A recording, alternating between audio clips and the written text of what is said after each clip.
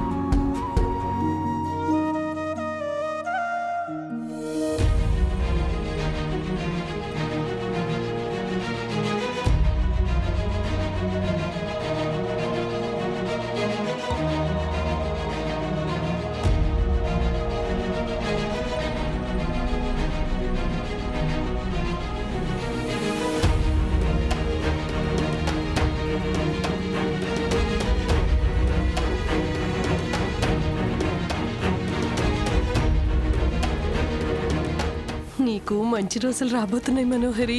నీకు భుజం అడ్డు తొలగిపోయింది. అలాగే జరగాలి చెంబా. నేను కోరుకుంటున్నది కూడా అదే.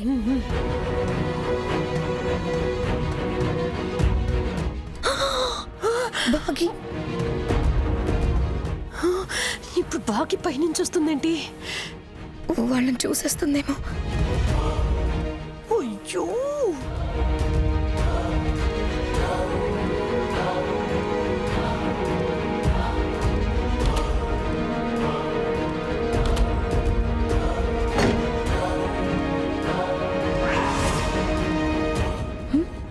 ఏంటా సౌండ్?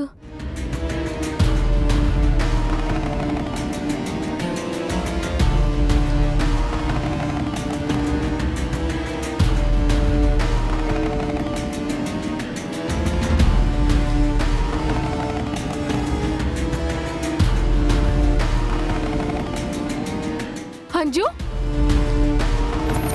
బుజ్జమ్మా,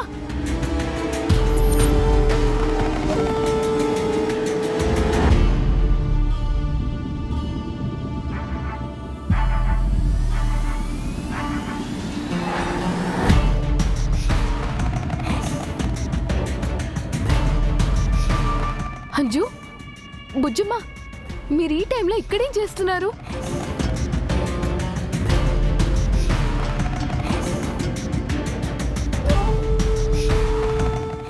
అడిగేది మిమ్మల్నే. ఇక్కడేం చేస్తున్నారు? ఎక్కడికి వెళ్తున్నారు? బుజ్జమ్మా,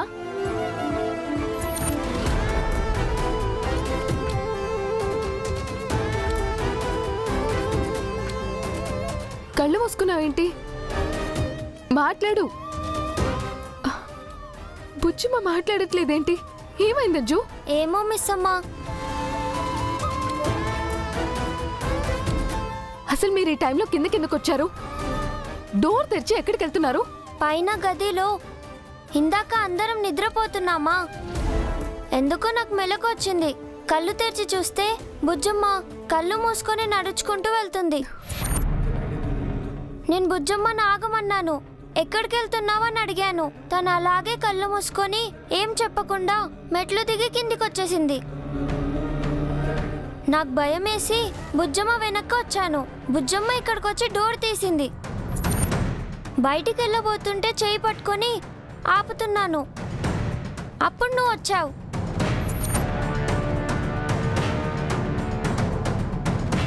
అయితే బుజ్జమ్మకి నిద్రలో నడిచే అలవాటుందేమో మిస్ అమ్మా. బుజ్జమ్మకి నిద్రలో నడిచే అలవాటా? అవును మిస్ అమ్మా. లేకపోతే తను ఎందుకు ఇలా చేస్తుంది? లేదంజు, బుజ్జమ్మకి స్లీప్ వాక్ చేసే అలవాటు లేదు. ఇంతకుముందు ఎప్పుడు ఇలా జరగలేదు. మరిప్పుడు ఎందుకు అలా చేస్తుంది? బుజ్జమ్మా, బుజ్జమ్మా, బుజ్జమ్మా, బుజ్జమ్మా, బుజ్జమ్మ కళ్ళు తెరు. బుజ్జమ్మా, బుజ్జమ్మా, బుజ్జమ్మ కళ్ళు తెరు. బుజ్జమ్మా,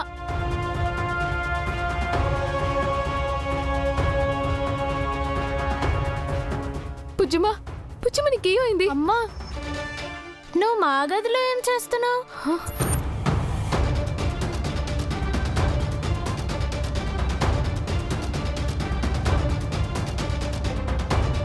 నేను ఇక్కడున్నానేంటి?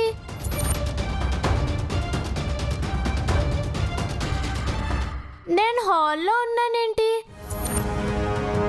రూమ్లో పడుకొని నిద్రపోయాను కదా, ఇక్కడికి ఎలా వచ్చాను? నిద్రలో నడుస్తూ వచ్చావు బుజ్జమ్మ. నేను నిద్రలో నడిచానా?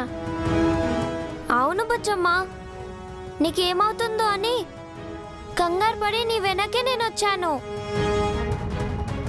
నీకేం గుర్తులేదా బుజ్జమ్మ? లేదమ్మా, బెడ్ మీద పడుకొని అన్నయ్యకి అక్కలకి గుడ్ నైట్ చెప్పి నిద్రపోయేంత వరకు గుర్తుంది. ఆ తర్వాత నాకేమైందో తెలీదు. అయినా నేను నిద్రలో నడవడం ఏంటమ్మా? నాకు అలాంటి అలవాటు లేదని నీకు తెలుసు కదా.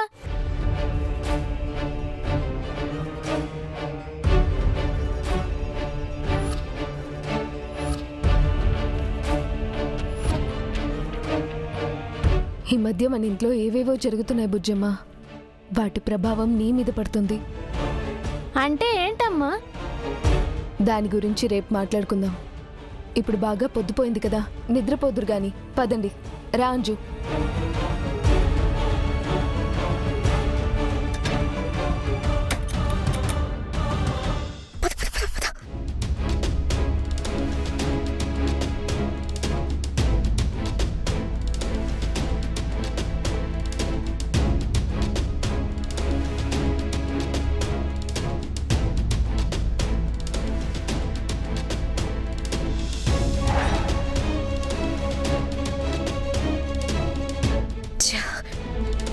చేతికి దొరికిన అవకాశం జారిపోయింది చంబా.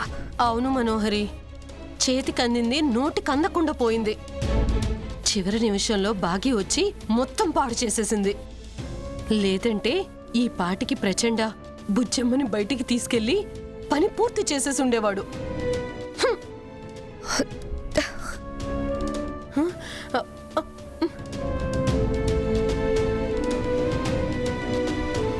పడుకోండి.